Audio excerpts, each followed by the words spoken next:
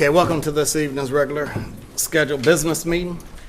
We will have our invocation from Pastor Michael Baldwin from Christians for Change Church out of Riverdale, Georgia. It will be followed up by the Pledge of Allegiance. Please, Pastor, and welcome. Thank you.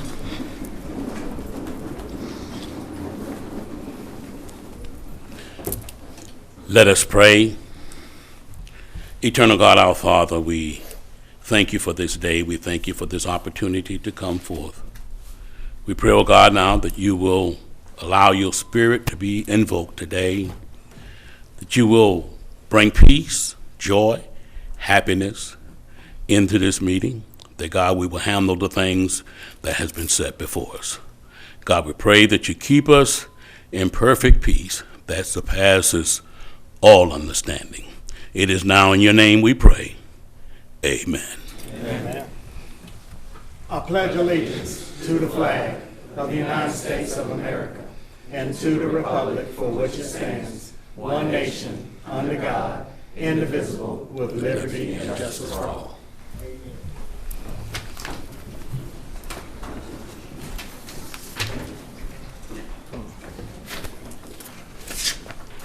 Okay, before we proceed on with the adoption of the budget, I would like to, I'm sorry, I got budget on my mind. It's your fault, Stacey. Adoption of the agenda, I'd like to make a motion for the following reason, that both of the clerk of the Court of Commissioners and the assistant clerk are not present for today's meeting. I have been advised that our county ordinance requires the clerk or her designee in her absence to be responsible for recording the minutes of the meeting. Courtney has asked, Courtney's our clerk, that Tanya Tucker handle the duties today, and I am asking or putting that in form of a motion to appoint Tanya Tucker as the clerk for today's meeting only. This will allow her to take minutes, execute resolutions, and provide clerk duties for today's meeting. Is there a second to this motion? Second. Any questions? Those in favor, aye. Aye. Opposed? It is unanimous. All right, at this time, I will ask if there's any amendments needed or additions to the budget before I ask for the adoption of the agenda. What did I say, budget? Oh, man. I'm sorry. I've been in budget discussions all week long, people. Well, it's only been 2 days. It seems like it's forever. Mr. Reed, there's a couple that we need to have included, but before you get to that, I also want to point out that it was in error that there's a budget amendment 2-28 that was discussed and placed on the budget, but it wasn't on. I got it bad today. That was placed on the agenda during the agenda setting, but it was not placed on the agenda itself. And that is Budget Amendment 2-28 to recognize revenue received to cover the All Raise National Conference held in California in May of 2024 in the amount of $12,182. And that is recognized revenue. And like I said, it was inadvertently left off of the agenda. And I just want to make sure that it's placed on the agenda for this meeting. Mr. Reed. Good evening, Chair, Vice Chair, and Commissioner Hambrick. I have two resolutions. First is Resolution 2024-81, which was, both of these are actually on the dais. This is the authorization to enter into a memorandum of agreement with the Clayton County Soil and Water Conservation District for the county. This was on last regular meeting and tabled to come back at this meeting, and it just was inadvertently left off of the agenda. I'm sorry. Go ahead. Yes, did we make the changes and all that were recommended? Oh, Yes. Well, the one thing. So, yes. Okay, was that it for your question before we ask for a motion? All right, this, again, is a emergency item. No, it's just was left off from last time. Yes, but it can be added on. Yes, this should have been a part of this agenda's meeting. It just was inadvertently left off. Just like the budget amendment? Yes. Okay. Is there a motion to approve? To add. Is there a second? Second. Any questions? Those in favor, aye. Aye. Opposed? It's unanimous. The second is an emergency item, which is Resolution 2024-85. This is a request to add. This is resolution of the Board of Commissioners of Clayton County, Georgia, to enter into an intergovernmental agreement with the City of Riverdale for the provision of fire and emergency services, to authorize the chairman to execute the agreement and to perform all acts necessary to accomplish the intent of this resolution, to authorize the chief financial officer to amend the budget where necessary to reflect an appropriate revenue source and expense relating thereto, to provide an effective date of this resolution and for other purposes. And the reason why this is an emergency is that the City of Riverdale recently requested that the county enter into this IGA and to allow for a smooth transition for all those services. The sooner that this can get on, the better, instead of waiting until May. There's certain time limits that are a part of this IGA. Place that in form of a motion. Is there a second? Second. Any questions? Yeah, I have one. How long do you think it would take for this to be integrated into our fire staff? So, thank you, Commissioner Davis. Good evening, Mr. Chair, Vice Chair, Commissioner Hambrick. The IGA contemplates a 60-day time frame from the date of its execution for the full implementation. We do not anticipate it will take the full 60 days, but that's just to make sure that we have ample time to dot our I's and cross our T's. Thank you. Thank you. Those in favor, aye. Aye. Opposed? It's unanimous. Is that it? Are there any others, board members? Yes. Commissioner? Chair, I'd like to pull item 9, resolutions 2024-87, off for discussion, as well as item 10. Okay, items 9 and 10 will be Correct. placed on the- 2024-88. will be placed on the regular agenda. Madam Clerk, if you're clear on that, we'll take 9 and 10 on the regular agenda. Clear. Are there any others? Okay, if not, I will ask for a motion to adopt the agenda. So moved. I'll second the motion. Any questions on any of the items? Those in favor, aye. Aye. Opposed? It's unanimous. All right, next up we have presentation and proclamations. First proclamation will be the Earth Day 2024, Office of Resilience and Sustainability, presented by Commissioner Hambrick.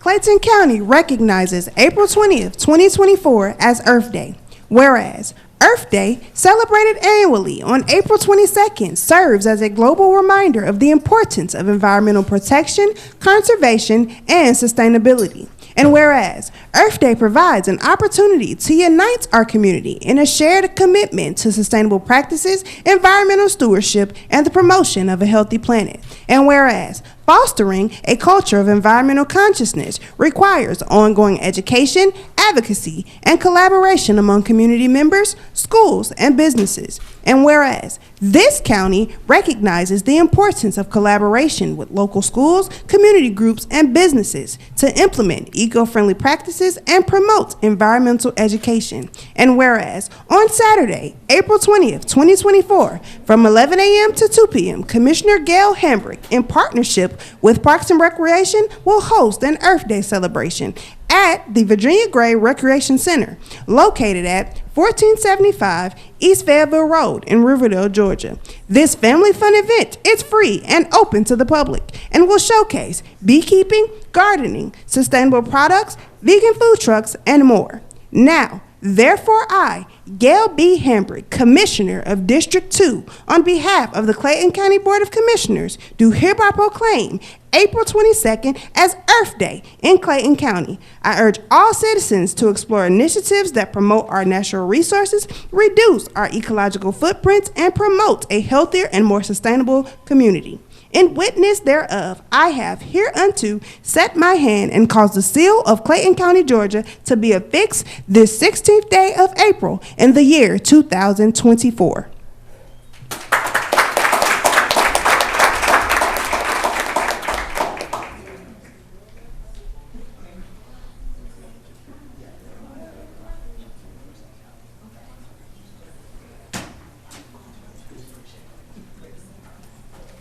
All right, next up, we have a proclamation. The Clayton County Board of Commissioners recognizes Clayton County as a Purple Heart County. And this, the presentation of this proclamation will declare that Clayton County recognizes and honors all of our Purple Heart veterans in this community. Is there somebody here to receive that?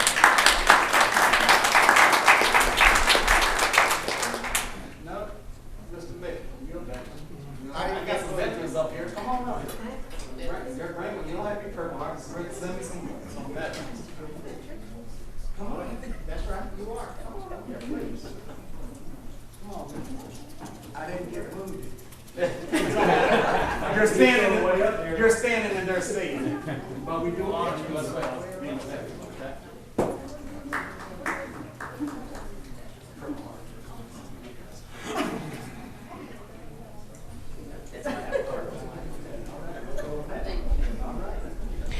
Clayton County Board of Commissioners recognizes Clayton County as a Purple Heart County.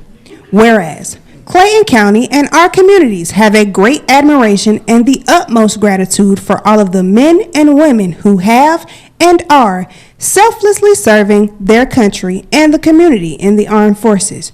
And whereas, veterans have paid the high price of freedom by leaving their families and communities and placing themselves in harm's way for the good of all. And whereas the contributions and sacrifices of the men and women who serve the armed forces have been vital in maintaining the freedoms and way of life enjoyed by our citizens. And whereas many men and women in uniform have given their lives while serving in the armed forces. And whereas citizens of our country have received the Purple Heart Medal as a result of being wounded while engaged in combat with an enemy force, construed as a singularly meritorious act of essential service. And whereas Clayton County seeks to remember and recognize veterans who are recipients of the Purple Heart Medal. And whereas I proclaim Clayton County to be a Purple Heart County, honoring the service and sacrifice of our nation's men and women in uniform, wounded or killed by the enemy while serving to protect our freedoms. Now, therefore I, Jeffrey E. Turner, Chairman on behalf of the Clayton County Board of Commissioners, support Clayton County becoming a Purple Heart County in recognition of our community's Purple Heart Medal recipients. In witness thereof, I have hereunto set my hand and caused the seal of Clayton County, Georgia, to be affixed this 16th day of April in the year 2024.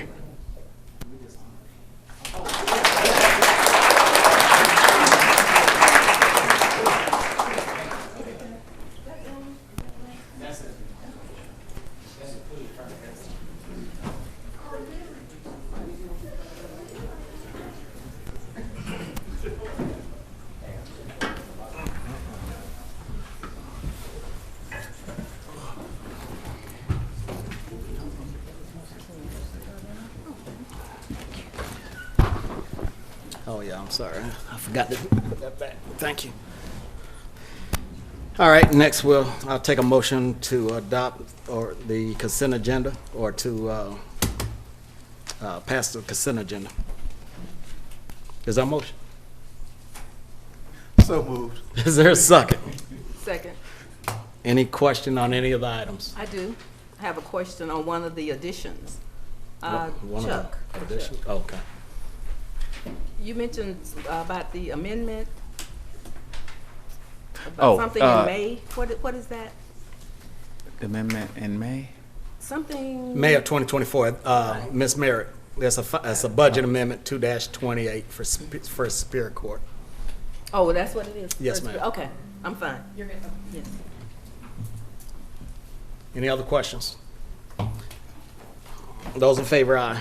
Aye. Opposed? It's unanimous.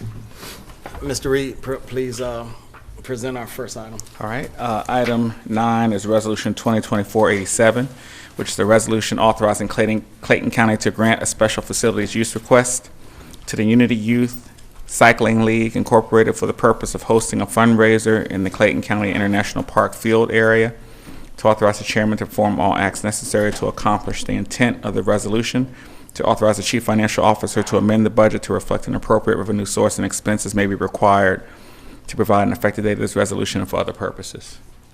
Is there a motion? So moved. Is there a second? Second. Any questions? I just have one question. I know within this resolution, it speaks of usage of the splash pad.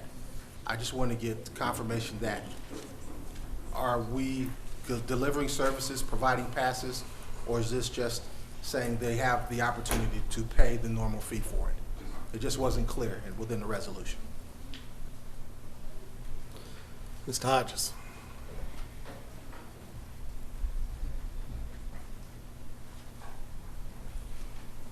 If they do utilize, good afternoon, Chairman and Commissioners. They will be paying for the use of the splash pad, and it's my understanding also that they're going to be pre-purchasing tickets Okay, great. as All well. right, thank you. Any other questions? Those in favor, aye. Aye. Opposed? It's unanimous. Item 10 is Resolution 2024-88, which is a resolution authorizing Clayton County through the Department of Parks and Recreation to enter into a memorandum of understanding with the Georgia Recreation Parks Association, GRPA Boost Program, to provide comprehensive out-of-school time services, to authorize the chairman to execute any documents relating thereto, and to otherwise perform all acts necessary to accomplish the intent of this resolution, to authorize the chief financial officer to amend the budget where necessary to reflect an appropriate revenue source and expense, all as may be required, to provide an effective date of this resolution and for other purposes. Is there a motion? So moved. Is there a second? Second. Any questions? One more question here on this one.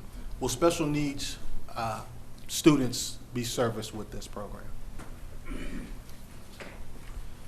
Yes, our special needs program is included in the summer camp. Generally speaking, there's not very many of them, but it would include those. Can we begin to get any type of advertisement to let those parents of special needs students know that they will be serviced? Yes, we can work with the school system Great. to get that word out. All right. Yeah, That's good. but the questions becomes, there's age requirement, or is there not? For the summer camp, For the well, summer for camp. special needs, it depends. We go by their ability to interact with the other kids. Because It's there's not some other necessarily an kids in the age. community is a little older, and the parents need relief and help as well. Mm-hmm. But I want to say one of them commented one time that because her son was too old, he was not admitted or could not be allowed in. Yeah. So, I'll check into that. Let's But check yes, into that, yeah. and if we're able to, and again, you said it depends on their level of Right. deficiency, but Exactly. if we're able to, let's see if Sure. what we need to do to accommodate those mothers. Right, Yes. we can do that. so if we get all the parameters, that would be fine, so that those parents know what can be done and cannot be done. Because I've gotten a lot of questions this past week about servicing those special needs students. Certainly will. All right, thank you. Any other questions? Those in favor, aye.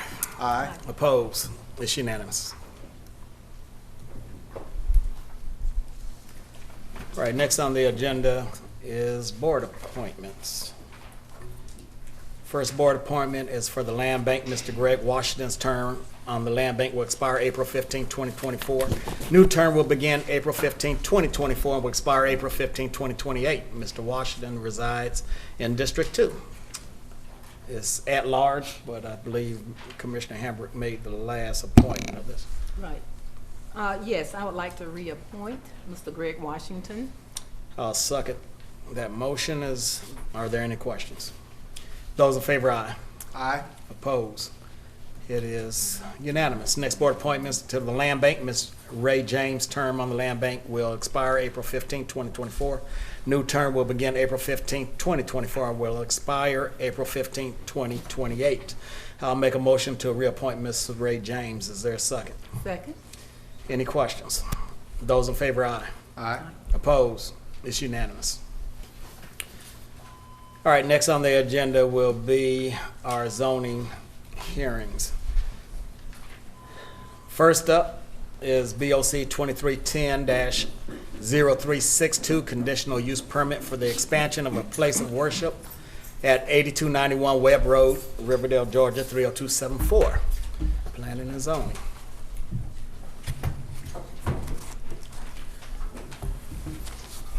Chair. Yes.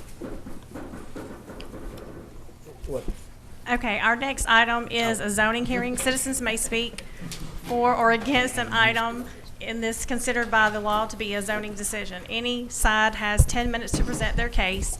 In the event there are more than one speaker per side, the speakers must divide their time in order to complete their full presentation in their 10-minute allotment. When the time runs out, and the speaker will be expected to cease speaking and leave the podium. Applicants or citizens speaking in favor of shall speak first. Applicants in cases shall have the right to reserve time for a rebuttal. Opponents of the zoning decision item shall have no right of rebuttal. When speaking, please speak clearly, directly into the microphone and begin by stating your name, address, and name of the organization you represent. Please remember, abusive, profane, and derogatory language will be not be permitted. All right. Good evening, Chairman and board members. Tyler McSwain, representing planning and zoning staff. I will go ahead and call for the first case, which is item 37, that's BOC 23100362. This is a conditional use request for the property located at 8291 Webb Road.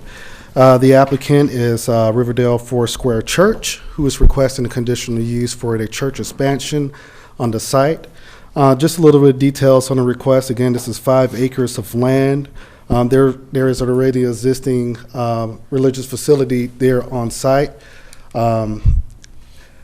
Staff has provided some graphics, and the applicant is here to give a little bit further details. But this request will include a new church facility that will be located behind the existing structure.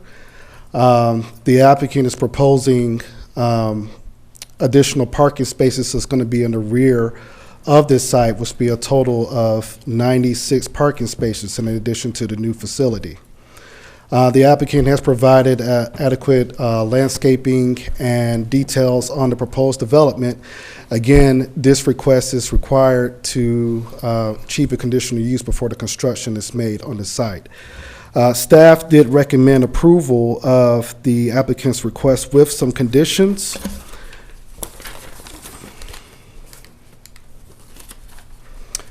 We may have some visual challenges here on the screen, but I'll read it for the record. Staff recommended approval with 5 conditions. The proposed church shall not exceed 12,611 square feet. There shall be no more than 3 accessory structures on the site. Condition number 2, additional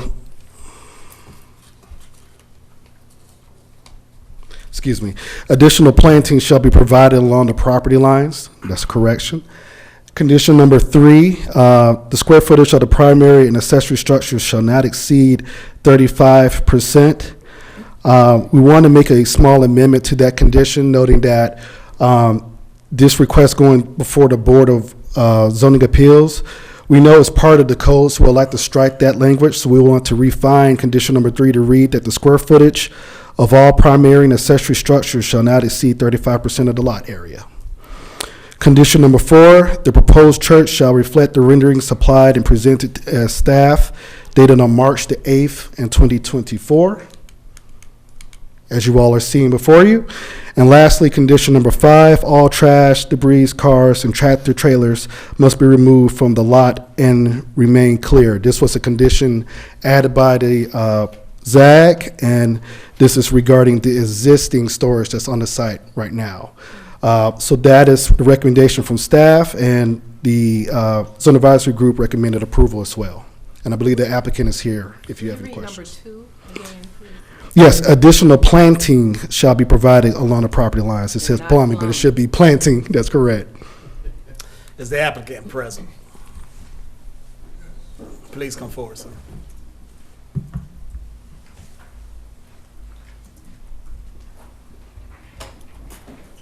Please state your name for us, and if you would like to reserve any minutes for a rebuttal, should somebody come up and speak in opposition to your request. Okay. My name is Oji Onwudegu. I'm the architect of the facility. And as he has presented, we've been going back and forth, responding. If you could speak into the mic a little bit more, Yeah. kind of. Yeah, we've been going back and forth with the staff, and we were able to address the questions posed on us regarding some variance and revisions to comply with your system. Okay. Yeah. Anything else you would like to add? Well, the other thing I need to mention is that the request made in the last presentation regarding removing all the existing cars and trailer is in progress. According to the pastor whom I talked with, in 2 days, all that will be gone. You know, so that site will be clear, without any abandoned vehicles. So if I heard you right, you said in 2 days the trailers will be removed. That's what they told me. They confirmed with me. Okay, and you're clear on the rest of the conditions on that, right? Right. And you're in agreement with them? Yes. Okay, sir. I will save you 2 minutes as a rebuttal, should somebody be in opposition, because we're going to have a public hearing. At this time, if anyone would like to speak in favor of the applicant's request, please come forward. Anyone like to speak in favor of?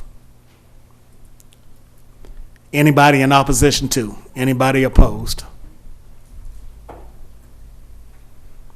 Okay. Is there anything further you would like to say, sir? No. Okay. I just want to thank you and the staff for giving us the opportunity to. All right, you said you are in agreement with five conditions, and the trailers will be gone by the end of the week.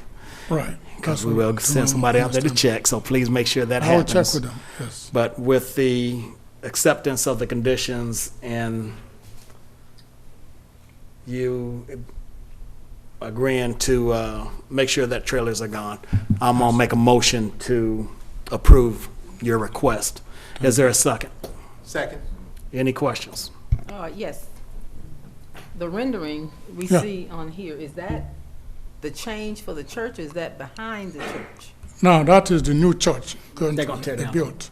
The front, the little white one there is the existing church. Oh, okay. So that's gonna still remain? Yeah. Okay. Any other questions? All right, those in favor, aye. Aye. Opposed? It is unanimous. Thank you, sir. Thank you.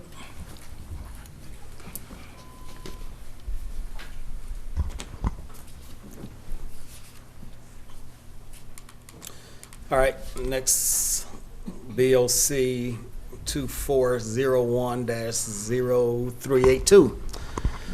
Future land, amend the future land use map category for 6756 Mount Zion Boulevard, Mount Zion, Georgia, Mara, Georgia, 30260, from medium density residential to general commercial.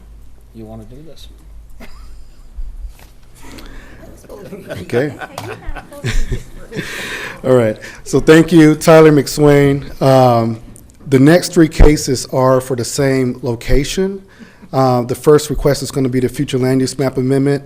The second would be a rezoning, and the third would be a conditional use request. So what we'll do here is we'll read the first hearing again. So this is BOC 2401-0382. This is the future land use map amendment. For those who are not familiar with this property, it's located next to the skate zone and the Virgil Allen Ford dealership. This request again is to amend the future land use map from medium density residential to general commercial. Again, this will be required for the rezoning petition and is also required for the conditional use. General commercial allows for automotive uses and higher intensity of commercial use along major corridors. So again, this is required and recommended. Staff's recommendation for the future land use amendment was for approval with no conditions. The Zone Advisory Board recommended approval of this request as well. For the sake of presentation, I'll just keep it at the future land use map amendment, but that is recommendation. Okay, thank you. Is the applicant present?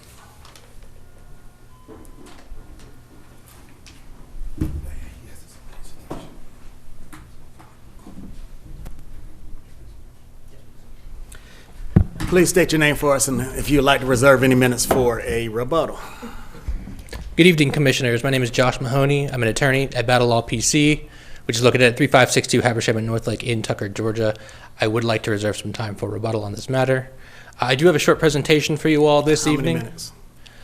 Just 1 minute will be fine. 1 minute? Yes. So what I'm going to do is I've combined my presentation for all three of these matters into one. I'll stop short when I get to the future land use map amendment, and I will open it up for questions in public hearing.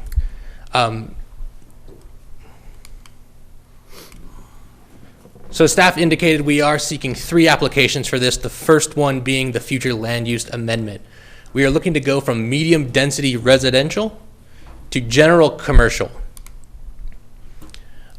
Looking at the area, and this slide will apply to all of the applications, but looking at the area, this is a heavily commercialized area as it is.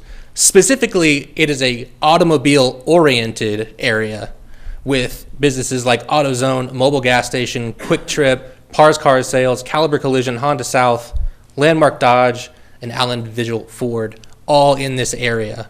Frankly, everyone is here already buying cars, selling cars, fixing cars, filling up cars. The only thing they're not doing in this section is washing cars. And so what we're looking to do is move into this space, kind of form a symbiotic relationship with the existing automobile-oriented businesses in the area by providing, frankly, what's missing. And to start that, we need to do the future land use amendment.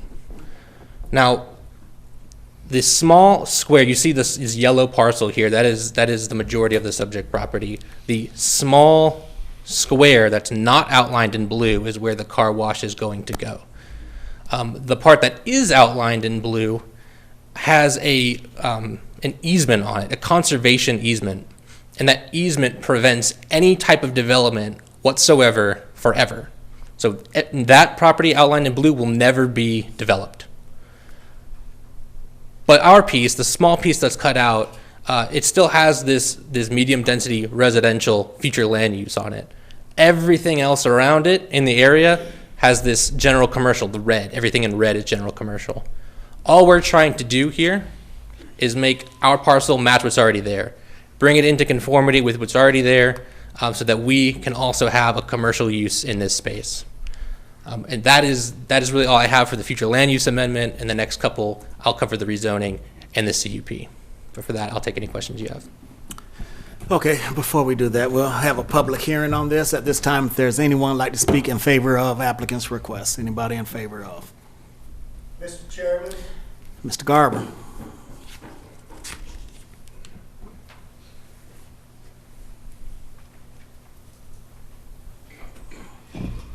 Madam Clerk, Mickey Garber, unincorporated Rex, Georgia. Mr. Chairman, Vice Chair, Commissioner Hambrick, I am from District Number 1, where this project is going. Mount Zion Boulevard, all the way from 1941 to Lake Harbin Road is primarily all commercial. It's going to be a main corridor for heavy trucks and commercialization there. As my commissioner is not in chair and I live in District 1, I'll take the responsibility of approval for this car wash going there in a symbiotic relationship because it is a car dealership area. Now, I approve it, but with conditions. There should always be conditions in any building going on henceforth in Clayton County. I should see sidewalks able to accommodate pedestrians. I should have trash pickup, because it is a car wash and these people are cleaning out their cars. It should be cleaned up every day, not every other day, but the beginning and end of every day, and that should be part of the conditions. With that being said, I approve of the car wash. Thank you. Thank you. Anybody else like to speak in favor of? Anybody in opposition to? Anybody opposed? Come forward, sir. Come forward. State your name for us. Sure. Dr. Eddie Gordon. I live in District 1, Ellenwood, unincorporated. Not necessarily against it, but this is a high-traffic area. And so I wanted to know if there's been any type of traffic study done, because there's a lot of wrecks on there. And we got to keep in mind, 75 going into Henry County is backed up a good chunk of the time. So I just want to make sure that there's been some type of traffic study for this, because I know people want to build on Mount Zion, but that's a lot of traffic. Well, that area is undergoing a road widening project. Okay, so they're gonna widen the road? Yes. Oh, okay. That's it. That was my question. Anybody in opposition to? All right, sir, if you got your last minute, if you want to use it. Thank you, Commissioners. So as this is just the future land use amendment application, there are no conditions attached to this specific application. They're coming a little later. However, we do have some conditions that we are amenable to. As for the traffic study, as you mentioned, there's a road widening coming.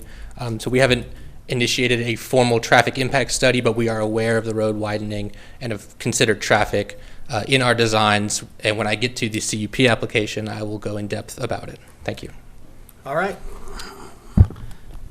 At this time, I would like to make a motion to approve. Is there a second?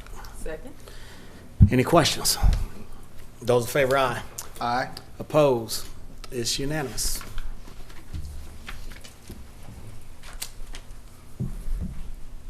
Now, we're going to let you go ahead and say it. Okay, all right. Because Commissioner Hambrick said, let him say it, so I'm going to let you go ahead and say Okay, it. not a problem.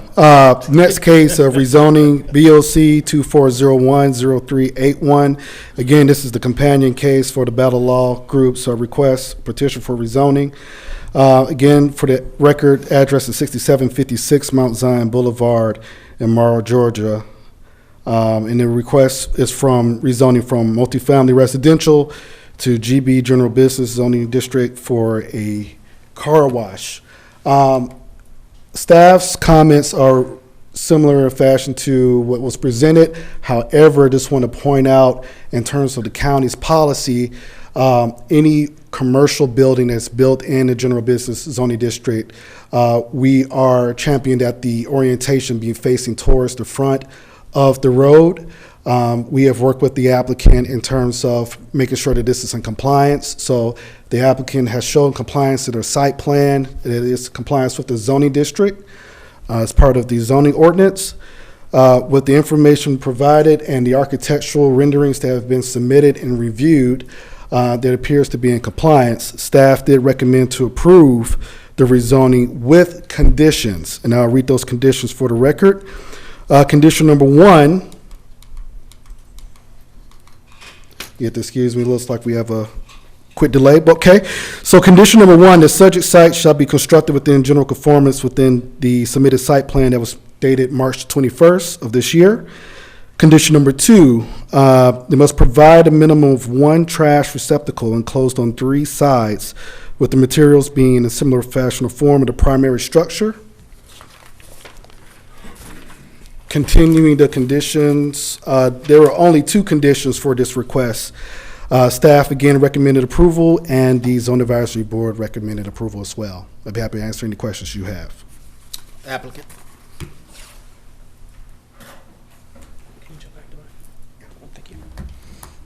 Good evening, Commissioners. Josh Mahoney, attorney, Battle LPC, 3562 Habersham, North Lake in Tucker, Georgia. I'll reserve another minute. So, Commissioners, this application is very similar to the last one. It deals with the same subject matter, being the car wash. And when we pull up the zoning map, you'll see it follows the trend of the future land use map, where our parcel, for whatever reason, has a residential zoning district, but it's surrounded completely, here it is, by general business zoning districts. So again, everything here you see in brown, just south and east of that red star, will remain undeveloped. It has that conservation easement. The car wash will go in that small corner there. But again, we're just looking to rezone this property so that the zoning matches what's already in the area, what's all around us. We just want to be able to do a commercial development here as well. With that, I'll take any questions. All right, this time we're having a public hearing. Does anyone like to speak in favor of? Anybody like to speak in favor of? Anybody in opposition to? Anybody opposed?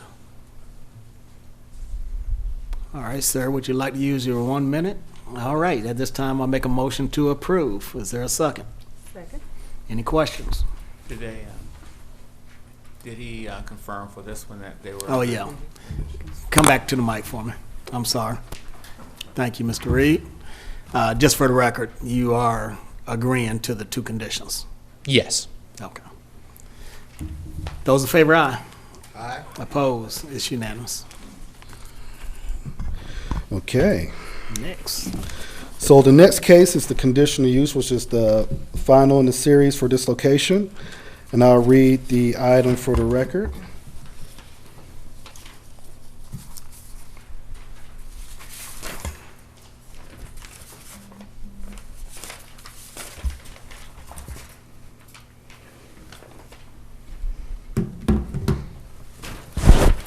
Sorry about that. So the next case is BLC 24010383. That's the conditional use. This is required for the site for the use of a car wash facility within the general business zoning district. Staff's recommendation follows from the last request of rezoning with these same conditions.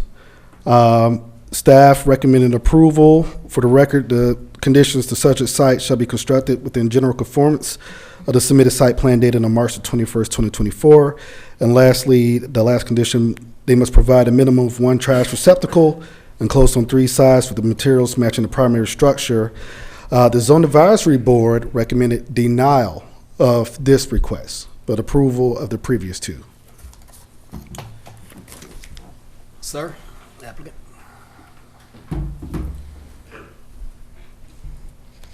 Just switch back to my meeting a second, please. And can I have, thank you. Commissioners, Josh Mahoney, attorney, Battle LPC, 3562 Habersham at North Lake in Tucker, Georgia.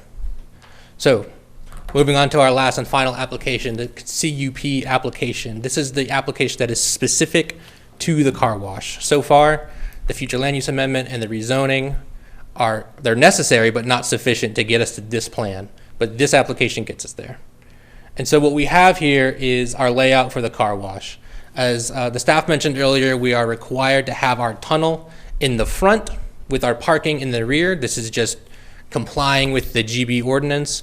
We've done that, and while working with a local buyer and operator, we've got some insight on how to best lay this out. So what we have here is we have our driveway coming off of Mount Zion Boulevard. It splits into 3 lanes where you've got 3 payment kiosks. This is going to help speed up the line and get cars in off of Mount Zion a lot faster.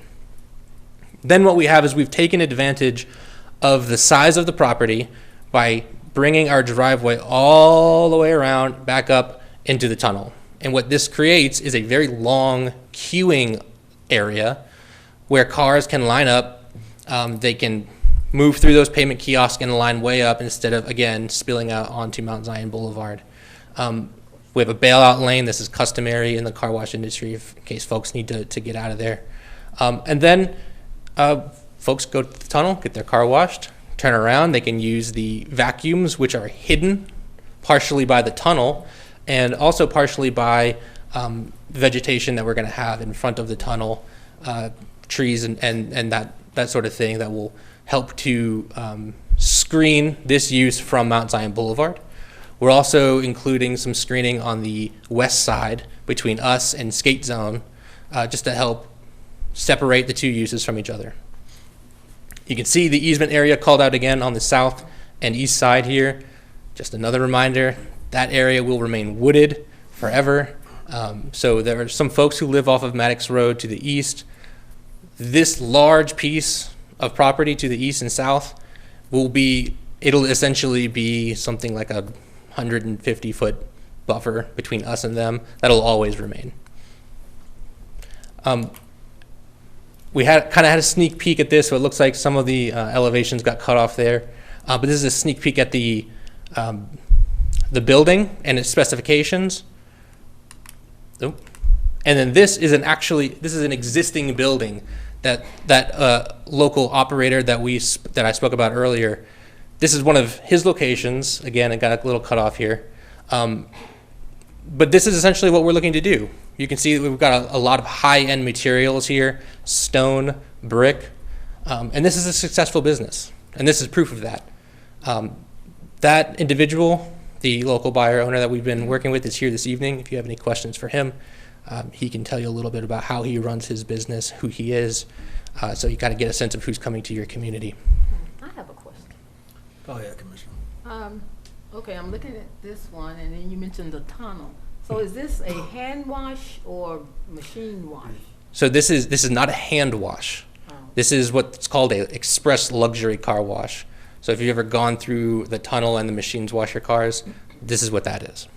When you're finished with that, you can loop back around and use the vacuums. That's done manually. Thank you. Of course. Proceed. So the planning staff mentioned, here we go, that we got a recommendation of denial at the last public hearing. And we feel that's due in part because there was certain information given out at that meeting that was inaccurate. One individual spoke out against this application, stating or claiming that there is a 3-mile radius rule where no other car wash can locate within 3 miles of a car wash. Clayton County does not have this rule, this law, in its code of ordinances, and I haven't seen any evidence that it exists really anywhere. That is evidenced in part by this map. This is a map of Clayton County. There are a couple car washes in the area. They are not, they're within 3 miles of each other. So that rule is not applying here. But what's also important about this map is that all the car washes you're seeing, of all of these car washes, only one of them is an express luxury car wash. Only one of them is that this new style of tunnel car wash. The rest are single bay car washes or hand car washes. And so they're not exactly competing with what it is we're trying to do. The only one that is competing with what we're trying to do, I'll grant, is somewhat nearby. It's about 1.5 miles away. However, we don't see this as a negative. We see this as a positive, because when you introduce two similar uses near each other, you create competition, and the community is who benefits from competition. You see this all the time. In fact, in this area, if we jump back to our area map, you've got Quick Trip and Mobile gas station right down the street from each other. They're selling the same thing, but they're nearby each other because some people have preferences. As for me, I drove by this area today. I went past the mobile gas station right to the QT because that's just what I prefer. You might have preferences of your own. And so what we're trying to do is introduce an alternative in this area and be near the other automobile-oriented businesses, which is why tonight I'm asking that you approve this application subject to the conditions staff recommended. Thank you. Okay, thank you. All right, this is a public hearing. Anyone would like to speak in favor of applicant's request? Anybody in favor? Anybody in opposition to? All right, I will make a motion to approve. Is there a second? Second. I have a question for you, sir. Yes, Commissioner. Going back to Mr. Garber's question, making sure that this facility is always clean. From my understanding, you will have employees on site, correct? Yes, sir. And how many employees do you expect this location to employ? I think it's somewhere in the range of 18 to 20 employees. Are there any other questions? Yes, I do. That easement that you spoke about in the rear Yes, sir. of this acreage, will this be a fenced, will it be fenced from that easement? So I don't think we have that specifically laid out. That might be something that we could do. A fence? Looking at the fact that the property is Sir, you need to come forward if you're going to speak. And let me say this, it's a heavily wooded area. Yes, it is. And it's, correct me if it's in a floodplain as well, or not. A portion of the property in the rear is in a floodplain. You can see here, so the property that we're going to develop on is kind of underneath that yellow star. Everything east to Maddox Road and south, I mean, down off to where Allen Vilchel Ford kind of draws that line, all of that will remain. So while we're not planning for a fence at this time, there also won't be anything back there besides woods. But this is Mr. Milner. He is the local owner-operator that I mentioned, and he can tell you a little bit about his business and whether or not we can do a fence. Good evening, Commissioners, Chair. Ronnie Milner, owner of Super Such Car Wash. Address is 1716 Panorama Drive, Locust Grove. I've actually been owning and operating car wash for about 25 years now. This would be actually the 7th car wash that we have actually opened up. Had 2 in McDonough, 1 in Stockbridge, 1 out in Conyers, Tucker, 1 off Panola Road. Looking at the conservation on this property right here, we actually was not planning on doing a fence unless you guys require me to do one. Because the nearest rooftop is a half a mile away from the piece of property, and I just can't see anyone cutting through the woods serving any purpose coming to the car wash. We do have 20 LED lights. 10 of them is double faced it, and we have 10 singles. So the piece of property is heavy lighted at night. Along with that, as he stated, we have a staff of 20 employees. We basically run with 2 shift managers, 1 assistant manager, general manager, and then I have a district manager that's present here also. We run with 7 to 8 employees a day. If we can pull back up the area site plan there. We keep right there at the pay kiosks. From the time we open, our hours of operation is from 8 to 8, Sunday from 7:30 to 7:30. Super Such Car Wash is a car wash of choice. And it's a car wash of choice because of the service we provide. Me and my wife and my other partner here, we local operators. When I work my business, I'm out there with the guys. I'm out there to not only make the quality of my life better, but I'm out there to actually teach and train them to be better personnel, to be a better young man, to be a better young lady. And along with that is responsibility and accountability. If you work for me, you're going to be responsible and you're going to be held accountable. Whether it's here at Super Such Car Wash, you decide to go and work for someone else. I want you to be a much better person when you leave here than the way you came. And sometimes hiring employees in at $12 an hour, you don't get the best of the crop. But me and my wife and my other partner here, we give everybody a chance and an opportunity. We get out there, we work side by side with them. We only a phone call away. I'm out there setting an example of what it takes. I'm showing motivation, urgency, dedication. I'm out there with the guys, so if you ever come to my facility off Panola Road, it's the only one that I have now. I sold all the other ones. I am planning on keeping the one that I have and the one that if we have the opportunity to move forward, that one there. But if you ever come there, you're going to come to me and say, hey, man, you need to tell your boss to give you a raise. Because I'm right there. When you come to see me, I may be soaking wet. I wash cars to make a living. But it's not only about me trying to get rich, because I am. I'm here to help people that work for me. It's not about lining my own pocket up. I'm here to help my employees to have a better quality of life. I do have 2 more questions. Well, let me just comment on what he's just said. He said all that to say in our conversations previously, he's a second chance employer. So some of these young people who are finding it hard to find a job, he will employ them and give them an opportunity to pull themselves up and to make some money. So I applaud you for that, Commissioner Davis. You stated that the $12 an hour, is that your starting? Yeah, yes, sir. Okay, great. Yes, sir. And on that, and the other one, as far as water, are you doing recycled water? We do have a pure, clean, recycle water system that we do recycle about 35 to 40% of the water. Okay. And I just want to get clarification, because this is not the first time this radius rule has come up. And I just want to get some clarification on that from staff, if we could.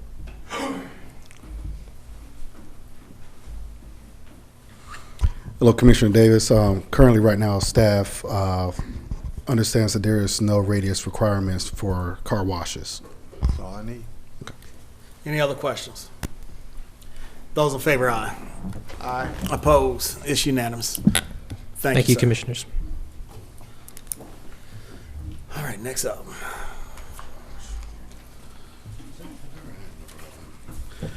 Okay.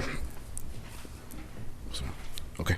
Next case is BOC 2401-0386. This is a future land use map amendment by the applicant Westchester Ventures LLC, who is requesting a future land use map amendment to change the category for property located at 7220 South Lake Parkway in Morrow, Georgia.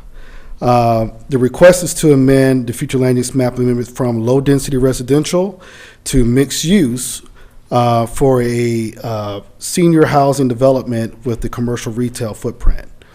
Again, the property is 6 acres, 6.17 acres, and the property again is located on South Lake Parkway, not too far from here. And the area currently right now is a corridor that has some residential and a mixture of some industrial further up north, also with some apartments. Staff's recommendation, staff's recommendation for the future land use map amendment was for approval with no conditions, given it's a future land use map amendment. The Zone Advisory Board group voted to approve this request as well. And again, this is companion to the next request, which was the rezoning, and I'll be happy to answer any questions you have for me. All right, is the applicant present? Please come forward.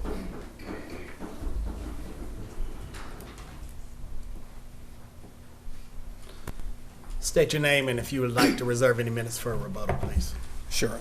Excuse me, Cassius Coleman, 510 Stone Glen Chase, Atlanta, Georgia, 30331. Yeah, whatever you'd like to say about your request. Sure. So this is our second project. We've come forth, and thankfully we've approved for the last one.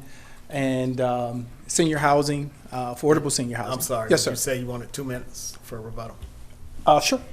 Okay. Yeah. Proceed. Sorry about that. Yeah. So, so senior housing is probably the largest demographic in the country. You know, from a growing aspect, and senior housing is probably the least amount available.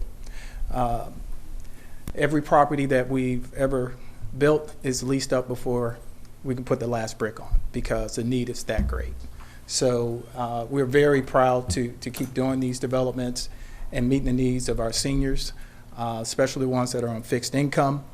That's who this is for. The affordable rent allow us to, unfortunately, there's only 50 units here, but it allows them to have a very safe place to live. The accommodations are, I won't call it Class A plus, but it is at least Class B, depending on how you look at finishes. But DCA, as you can see from this rendering, it's a very, very respectable place. We'll have walking trails. Indoor amenities include library with computers, a full kitchen, community space, arts and craft room.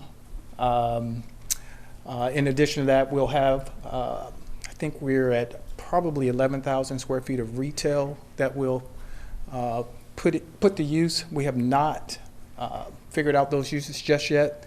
We've hired a consultant to make sure we have the highest and best use. We are trying to do a senior daycare if we can fit it into this particular space. And that would be not just for the residents, but for the community as a whole. And answer any questions you may have. Okay. Thank you, sir. At this time, we'll have a public hearing. Does anyone would like to speak in favor of? Does anyone want to speak in favor of? Sir?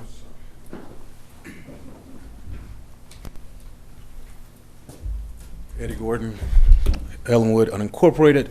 I see you said you're bringing senior housing. I noticed the past 5 years here in Clayton County, a lot of people have come to the board and asked, well, they presented stuff and made these recommendations. They've said they've given us seniors affordable housing.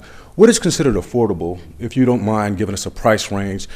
Because I do remember a couple years ago, Reserve or whatever the place name is, they said they were affordable housing, but they have gone up on the rent for our seniors. So can you just give us a ballpark number?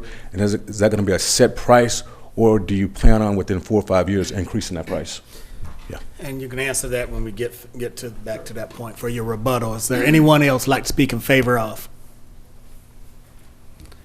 Anyone like to speak in opposition to? Anybody opposed? Mr. Chairman? Yes, sir.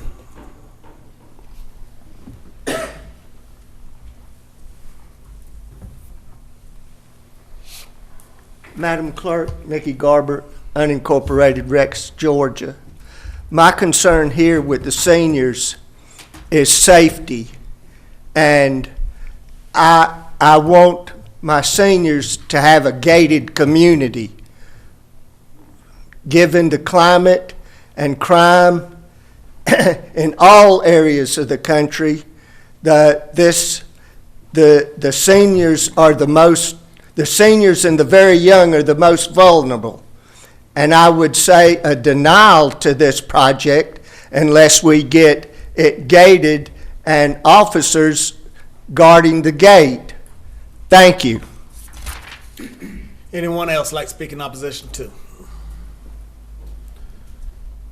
All right, sir, you got 2 minutes. I'll address the first question. The rent would be between $450 and $800, and that is actually determined by DCA. And Sir, if you could talk. Oh, I'm sorry. I'm I'm talking speaking to the mic, gentleman. I please. apologize. Between $400 and $800, basically. The unit size is 700, I think 50 square feet for 1 bedroom and 1,000 square feet for a 2-bedroom. We do not set the prices. The prices are set by HUD and DCA.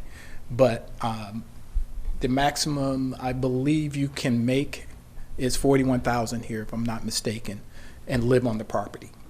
So, hope that addresses that. As far as the property being gated, we do not have plans for that. We do not have one gated property, and we have over 3,000 units. We typically don't have issues with seniors. People respect seniors. It is controlled access with key fobs, but it is an affordable property. The margins are extremely thin, so we cannot put officers, on the property either. So, hope that's understood. All right. Commissioner Davis. I do have a couple of questions. Yes, sir. Seniors, is this 55, 62, 65? 55 and over, This sir. is going to be 55? Yes, sir. Okay. And my big concern is the retail types.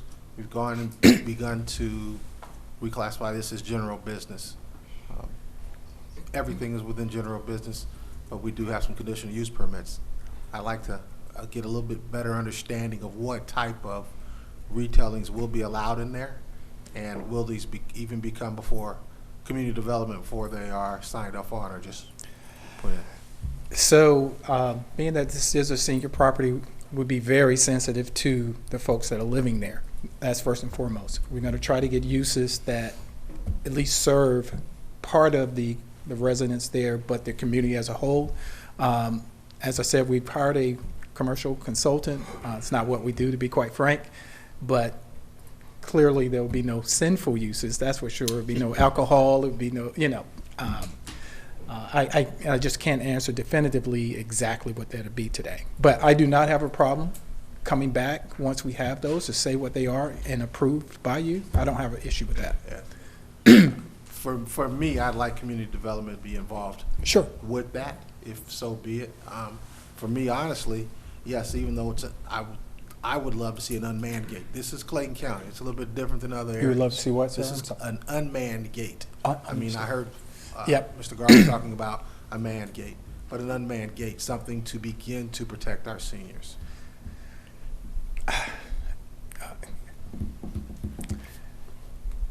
So I'm going to go a little step further. We got time. Everything is We got based time. on cost. We're waiting. Unfortunately, cost really is the Understand. biggest issue. It's not putting the gates up. It's the maintenance of them. And when you have 50 units and not a huge community to kind of cover that cost, you get into some operational issues. Unfortunately, everything is front-loaded with affordable housing for the operators. Your margins are so thin, you're not making a dime, to be quite frank. I can look into that, but I know we've looked at this before, and the biggest issue is maintenance on gates, not the cost to put them up. It's maintaining them, because they tend to break down a lot. Yes, I know. Is there any stipulation that we can put on to where if there are any issues from the policing aspect of this community, that we can mandate a gate? I'm just curious, can we do that? For purposes of this decision, you're only looking at your future land use change. Mhm. Oh, So okay, I'm you're sorry. going from whether Next it's one. appropriate to change your future land use map from low-density residential to mixed use. And then when you get to the next item for rezoning to mixed-use residential, there may be some other conditions you can add on there. Great. So we will revisit this. in a Okay, no problem. Thank you. I have a question, Yes, since you all ma'am. are talking about gates. What about any fencing?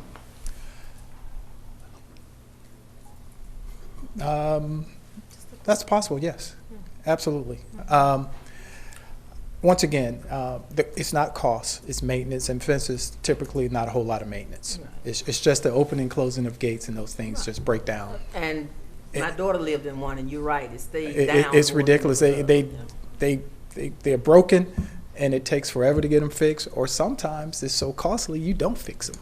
And now you got And an that's what they- ungated community again. So that's been our biggest issue, and that's why we kind of stay away from them, just from the history that we know about them. But I was just thinking maybe some fencing. would- Yes, yeah, and within this property, we'll have walking trails, so, and seniors, yeah, walking, I see how that, makes sense. So fencing is definitely not an issue, Okay, great. definitely not an issue. Any other questions? Commission? Well, you haven't made your motion yet, I don't think. No, we have not. Go ahead. I move that we approved, I can go back and find the right one this time. Is it BOC 2401-0386? Second? There's no conditions on that. Yeah, I know. I didn't say budget. I didn't hear you say you want to make a motion to approve. but- I'm sorry. I don't know, I might have thought you were denying it, I don't know. No, I did say, didn't I say approve? I thought you did. Thank you. Yeah, you I would. restate, I would like to make a motion to approve BOC 2401-0386. Is there a second? Second. Any other questions? Those in favor, aye. Aye. Opposed, it's unanimous. Thank you.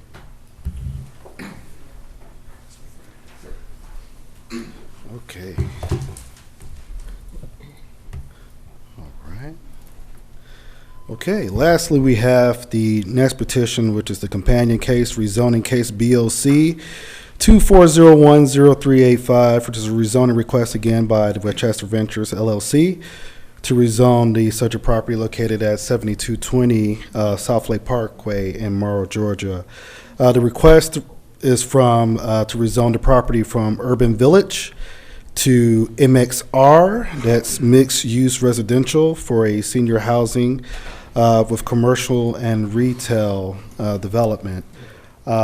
Staff did review over the overall scheme of the area, and we understand there's different housing densities in the area, and we also understand the benefits of adding housing opportunities for our senior populace.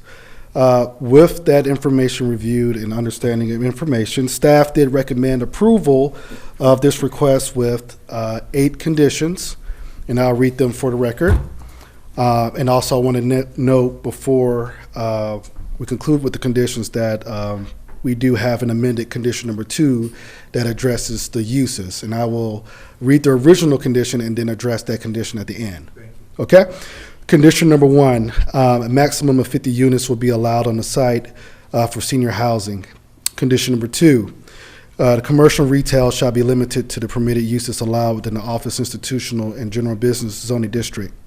The maximum building area of the retail should be limited to 5,500 square feet. Condition number 3, the senior housing facility shall not exceed 3 stories in height. Architectural presentation shall be reflective of the submitted renderings as presented at the community information meeting on March the 20th, 2024. All trash receptacles shall be enclosed on all 3 sides with masonry materials similar to the primary buildings on site. Condition number 5, must provide a minimum of 2 electric car charging stations on site. Condition number 6, the site shall include a walking trail that surrounds the senior living facility. Walking trail materials must be made of recyclable materials, crushed stone, or other acceptable materials approved by the Community Development Department prior to the issuance of a land service permit. Condition number 7, must provide a 8-foot wide sidewalk to be provided along the property frontage. Internal sidewalks and accessible pedestrian crosswalks shall be properly striped. Condition number 8, commercial buildings and senior housing facility must be constructed within 1 year of the issuance of a land disturbance permit. Those conclude the original conditions, and we are prepared here to present an amendment to condition number 2 that restricts the use. Again, for clarification, this zoning district combines both the general business and office institutional zoning districts together. But what we are proposing is that the second condition read that the maximum building footprint for the commercial shall not exceed 5,500 square feet, and that the following uses be restricted, which include automotive, rental, repair, and sales, taxi services, hair salon and barbershops, coin-operated laundry, dry cleaner, exterminator and pest control services, and discount stores. All the rest of the uses that are in the O&I are dedicated for medical uses and our office for professionals uses as well. I'll be happy to answer any questions you have. I do. Yes. Okay. 2 things. Are there going to be how many parking spaces for the residents or visitors, or have you all decided on that? Okay. And the other is, since you can't have well, you mentioned something about not having, I think, laundry or something. Will the apartments have washers and dryers? I'll have to defer to the applicant and see if they have a designated area for laundry or if they're suited per each unit. But if you allow me, I'll allow him to come up. Okay, he shook his head saying yes for the record. Okay, those are two things. Okay. All right. Is The the only other applicant, question I have is for fencing. The other apartments up and down that corridor do have fencings on the perimeter, on that same side of the street. So that's the only thing we need to get, we can deal with. We've got that for the retail portion of it, which I'm clean with. And the only other thing, we definitely have to have the fencing, surrounding that property in the back. let's get the applicant back up.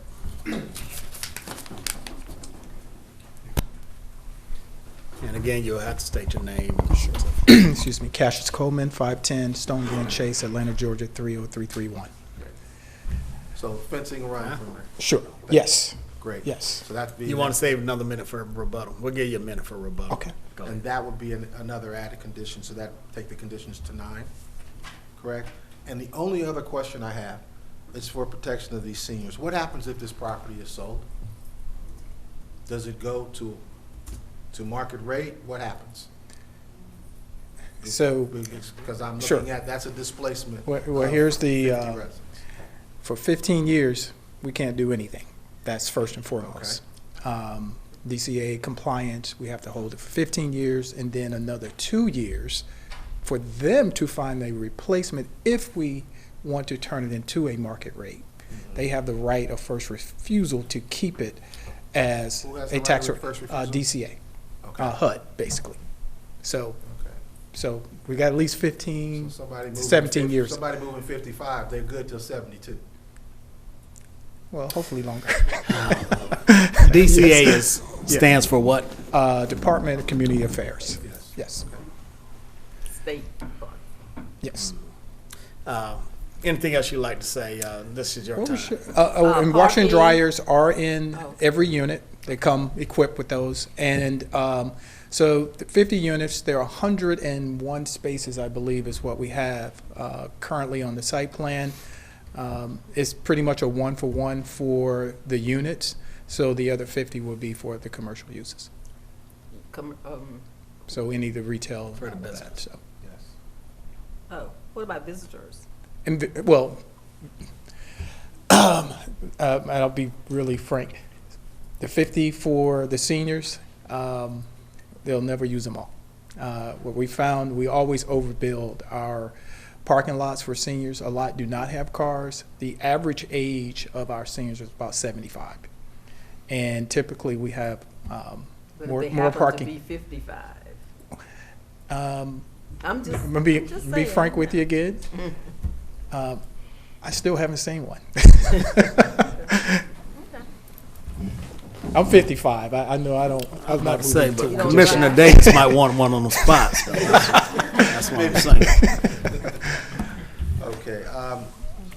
Well, hold on. Let's no. We got to have public hearing. I'm sorry. All right. This time there's a public hearing. Anyone would like to speak in favor of applicant's request? Anyone in favor of? Anybody in opposition to? Anybody opposed? I got one more thing to say. In opposition? Yes, sir. Come on.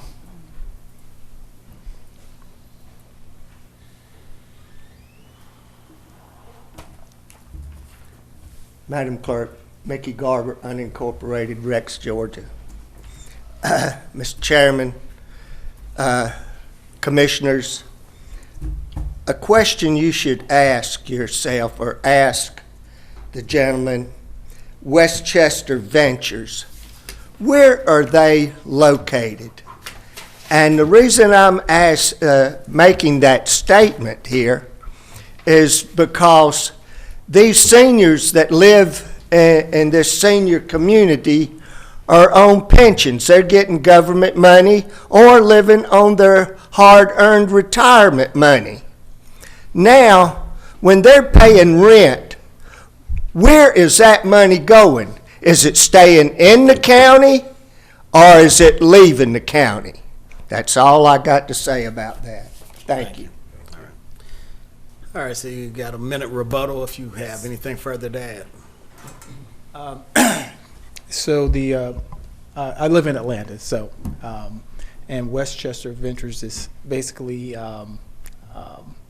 there's really no domicile for it because we don't have an office. We work independently in our own homes, to be quite frank.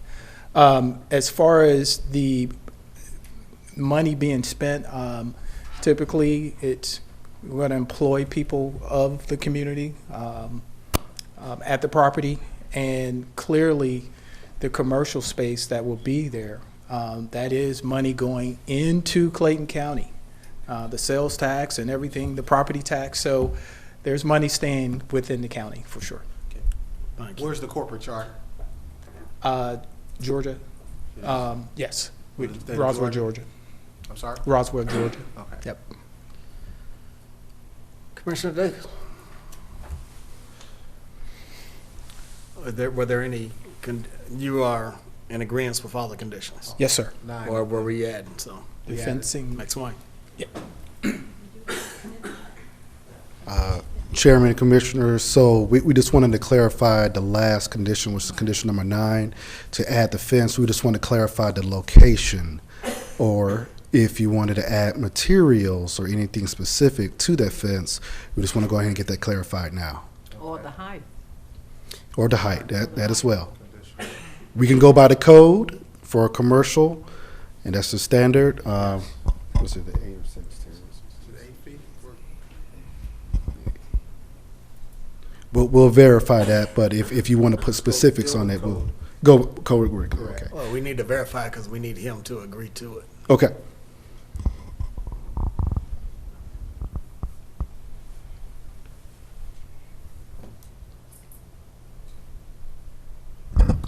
And again, was there a particular location on regarding the fence area? To the, we need it at the perimeter of it to get out the woods, but also to, where's that walking trail going?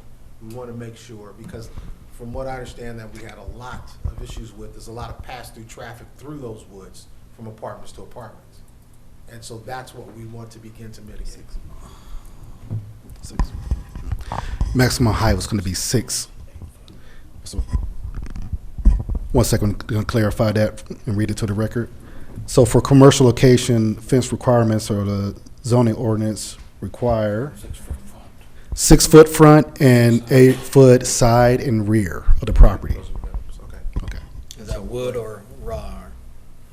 It depends on, they have different materials that allow, but if there is a particular choice in question, we can define that. You know, as long as for me, as long as it blends in Right. to the architecture of the facility that you're building. But we do want it on the perimeters as well as the rear. Okay. Sir. Are you in agreement with that, Yes. that condition? Okay. All right, Commissioner Davis.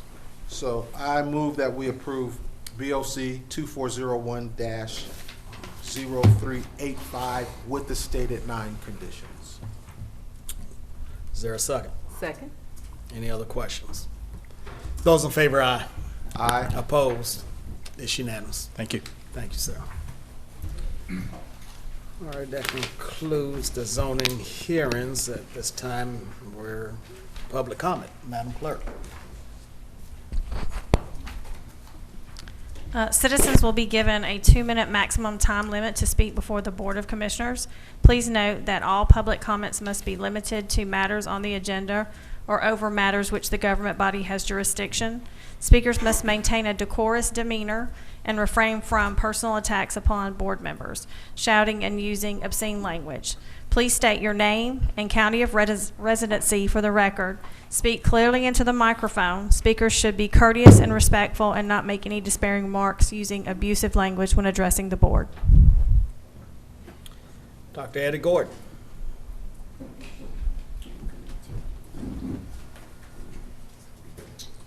Hello, Chairman, Vice Chairman, Commissioner Hambrick.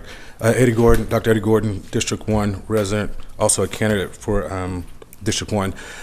We've been going through the community and canvassing telephone banking, and some questions have been coming up, in particular about the separate ballot for District 1. In particular, last meeting, the director said that voters were being informed, and I know I requested a ballot, absentee ballot. I was told that when I send that, when I get my ballot, I'm going to be informed to request another ballot with another application. Same when we were out yesterday canvassing. So some of the questions that keep on coming up is how residents being informed that they have to request they have to fill out an additional absentee ballot request for District 1. Because on the My Voter page, what it's showing is that it shows us a sample ballot that we're getting, and District 1 is not on there. So Mr. Scott Brown sent me an email and said that he assured me that they're going to somehow, some way let voters know, but it's not on the web page. Nobody's received the email, so we just want to know how voters are actually being informed. Another question came up is, for example, on there's the Democrat, Republican, and nonpartisan. So if you put it in the system, again, it doesn't show up District 1. The ballot does not show up. And so the question is, when we actually go into the polls on the 29th, 28th, whenever it starts, will we get a District 1 ballot? Will they let us know as we enter into the building? Or how are they going to let us know that? That's a primary question. Another question is, there are 10 early voting precincts. And so let's say someone in District 1 wanted to vote in District 3 because they work in that area. Will all polling places have 2 separate voting machines, or is it only District 1? So can somebody in District 1 vote in District 3, or they have to vote early in District 1? Because District 1 is the one with the special election, so... And your time is up, sir, but you had fast. some very good questions. A lot of those questions, you definitely need to talk to the elections director, Shauna Dozier, but the special election is only in District 1. You cannot go to another district. You go to another district or another precinct that's outside of your precinct, you will be turned away by that poll worker. They'll let you know you're in the wrong voting district. Can I submit these questions to them for the record? Yes, hold and on, also, hold hold on. Early voting is not like that. Exactly. Oh, You can you vote well, I'm anywhere. They have Were you talking about early voting? voting? Yes. Early Okay, voting, yes. thank you for correcting that. Yeah, Yes, voting. early voting, yes, So you are will the correct. other 10 locations have 2 machines? Because remember, with District 1, you have to have a separate machine. Absolutely, and that's an excellent question. I have not even thought about that myself, because it is a special election. So that's an excellent question. But if you can give me a copy of that, take a picture or something. Can I send you an email? That's fine. Thank you. And definitely get with the director, and if you have problems making contact with her, then let me know, and I'll definitely make sure I connect too. Paulette Willis. I forgot all about this.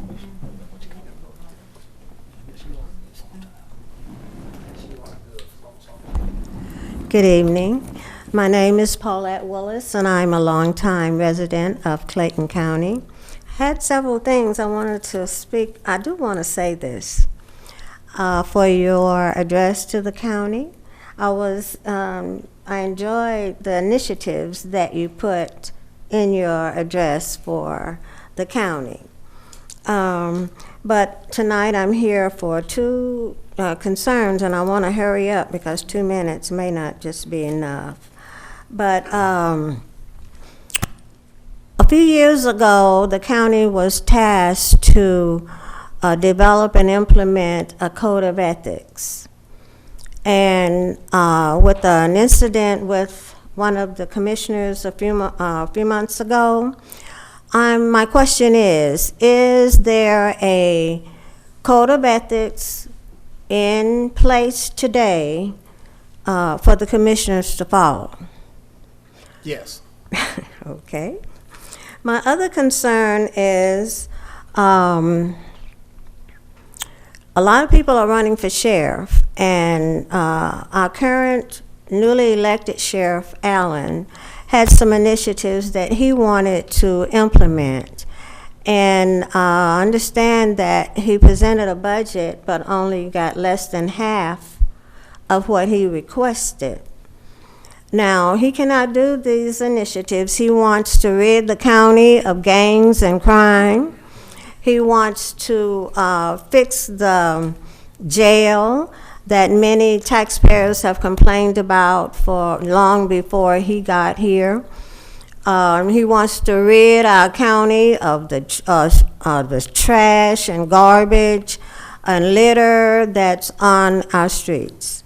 So my question to you is, in your address, You said that the county finances were stable and that... I'm sorry, but your time is up, ma'am. But just to address a little of that, we have given the Sheriff's Department additional funding to fix the jail, because that's on us. The brick and mortar is on the Board of Commissioners, so we are addressing those issues. And we are also have given him extra money in his budget to address some of those other issues. Thank you. All right. Harriet Haustein. I'm Harriet Halstein from Clark County. Good evening, Chairman Turner, Commissioners Hambrick and Davis. I'm here tonight because of the needless euthanization of 2 innocent dogs last Friday at Clayton County Animal Control. The rescues who arrived to pick up fully funded Zeus and Buck were told that they had already been euthanized. It's heartbreaking to think that these 2 dogs will have primarily known fear and confusion in their shortened life. This painful ending highlights the lack of transparency and poor cooperation that exists at CCAC. I question how much Captain Turnipseed and the CCAC staff really value the lives of the dogs in their charge. However, I do know that every week dedicated advocates spend endless hours raising funds and miraculously coordinate rescues to save all dogs in the weekly urgent list. Overextended rescues and fosters scramble to save dogs before deadline. Members of a social media group donate hard-earned money to promote funds for the rescues to vet these dogs. I believe that the commissioners expect CCAC to maintain integrity in the care of the dogs and accountability to those who are committed to their survival. A direct line of communication between CCAC leadership and the collective of advocates the rescues is imperative to maximize productivity in saving dogs' lives. Sloppiness and carelessness should not be acceptable in a life or death situation. I submit a wish list to commissioners. Number 1, commissioners initiate policies within Clayton County Animal Control that facilitate communication and cooperation between CCAC and the collaboration of dog rescue coordinators. Number 2, establish protocol in which fully funded dogs receive reasonable leniency with hard euthanasia deadlines. And number 3, Clayton Chamber of Commerce approaches corporate businesses about sponsoring urgent Clayton County dogs. It would be wonderful if Clayton Animal Control truly embraced the established core values of this county: accountability, transparency, collaboration, integrity, and communication. Thank you for your consideration and time. And I also have like some... If you leave wish it list. with one of the officer, if you have something to give us, he'll make sure we get it. Thank you, ma'am. Chris Gallagher.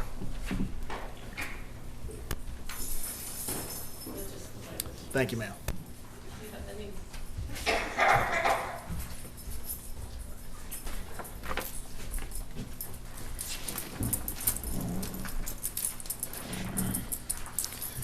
Was there something else, ma'am? Thank you. Good evening, Chairman, Commissioners, Chris Gallagher, Clayton County there. I saw something that's really disturbing to me that the state of Georgia, the federal government, and Clayton County should address there. I saw where an elderly couple there up in DeKalb County had their home, fraudulently taken from them. And when the gentleman said, "I'm not leaving my house, this is my house," where they incarcerated him there, you see a lot of commercials on TV that if somebody walks up and even though they don't know it's a fraudulent document and they give it to the recorder's office, they will have to record it and they'll change over the ownership. They have to take the paper even though they know it's fraudulent there. You don't have any recourse. There's nobody to help you. Clark Howard says, you get these monitoring places and they might tell you there's a change, but legally they don't do anything to help you to correct it like LifeLock does, But it's like you can go out of town and all of a sudden come back there and find out that here somebody changed over the ownership of your home even though it was illegal. You can't even go into your house there. The elderly are so prevalent to fraud nowadays there that I think that we need to do something. This is a very big growing problem there. That like the county should notify you if somebody's trying to change over a deed or something like that. But I mean, it's something that we have to address. I mean, those people have to hire a private attorney. They don't even have anybody to turn to there, and it's becoming bigger and bigger and more popular that you're seeing commercials about it. But I think it's something that we really need to address in our county. Absolutely. Isn't ACCG working on something, or didn't the state pass something along those lines? To protect the homeowners? Not that I know of. on That this might end. just been There was some SWAT. discussion on it with identity theft. for- Yeah, I know they were working on something with squatters, but I didn't hear anything about, as far as your mortgage, but squatters, I heard they were working on that. They did something with squatters. Right. Okay, I thank you. Thank you, sir. Tanya Funny, Jean Funny.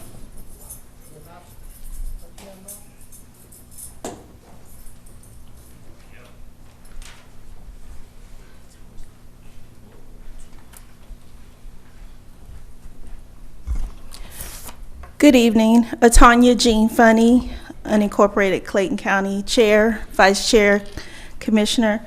It is being reported that the Dollar Tree Family Dollar Company may be closing some of their stores. And the reason I'm bringing that to our attention, one, we have a lot of them in Clayton County. But two, we want to make sure we manage that real estate. If these companies own the real estate, I would like to suggest that a study is done on vape shops, because there's a proliferation of them in our community. And before it gets out of hand, we don't want those buildings to turn into more vape shops.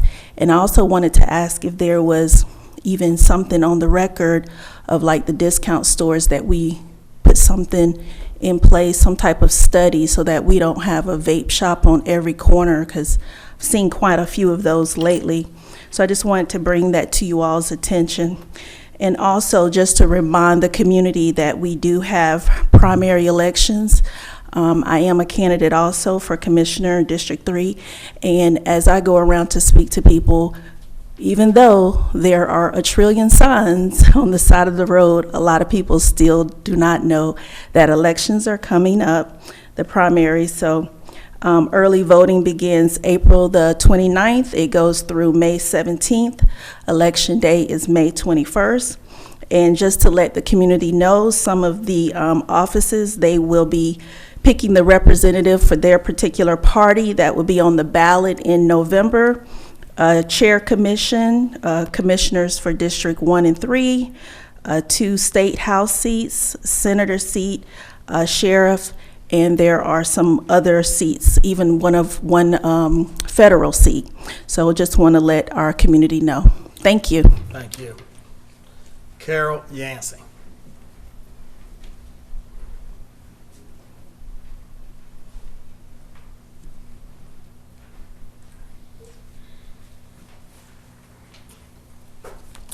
Carol Yancey, Rich, Georgia. March the 9th, I contacted Commissioner Davis to express citizen concerns with the election department and board regarding lack of county notification, signage for awareness of local elections. His response, in short, the county is not responsible for notifying signage, and it's the citizens' responsibility to be aware, and suggested that I use my social media platforms to bring awareness. District 2, extravaganza, signage at every corner displaying rabbits, eggs, and rabbits that rabbits don't lay, neither having anything to do with the resurrection of Christ. Commissioners consistently dictating which events they want citizens to participate in, using false narratives and our tax dollars to suppress our voices and votes. March the 12th, presidential primary elections. Voters came in complaining about the same lack of notification. Mental health funding, Commissioner Tanner's decision about the funding. This board's response compared us, a Tier 1 county, to Tier 3 and 4 counties, but failed to mention this board's lack of accountability and failure to be good stewards over our tax dollars, along with certain commissioners using our tax dollars to pay for their personal slander lawsuits, colluding with convicted felons, continually undermining the will of the citizens with the ethics legislation, and placing citizens' concerns at the end. Ms. Franklin's public intoxication of alcohol and weed, passed out, and fighting EMTs. The current and former sheriff's prohibited personnel practices, lawsuits, misuse, and misrepresentation of our tax dollars. We deserve better representation. Mickey Garber. Mr. Chairman, I respectfully yield the floor to the next legitimate speaker. I have nothing more to say. Thank you, sir. Madam Clerk, that concludes public comment. Is there a need for executive session? Yes, on litigation and real estate. All right, is there a motion to go into executive session for litigation and real estate? So moved. I'll second. Those in favor, aye. Aye. Opposed? It is unanimous. Everybody have a good evening. So moved. I'll second. Those in favor, aye. Aye. Opposed? It's unanimous. Mr. Reed, please take them together. All right, the first is in the matter of Nolan AC, and this involves a traffic accident that occurred on July 30th, 2023. This also involves Rayshawn Clark and the board and the sheriff's office, and this is in the amount of $80,000.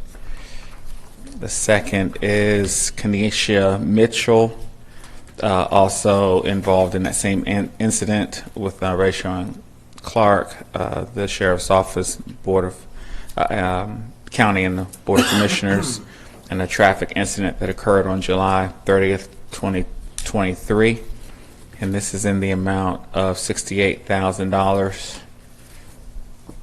And finally, this is a settlement between Kanye Yancey, Gregory Tillman, and the county, and that includes our family members. And this is relating to a federal court action, civil action file number 120 CV 03269 VMC, and this is also against the county as well, and that is in the amount of $1.2 million. And those are the three, and also authorize the chief financial officer to amend the budget to reflect an appropriate revenue source as required under these agreements. Is there a motion to approve? Is there a second? Second. Any question on any other items? Hearing none, those in favor, aye. Aye. Opposed? It is unanimous. Motion to adjourn. I'll second the motion. Those in favor, aye. Aye. Opposed? It's unanimous. Good night.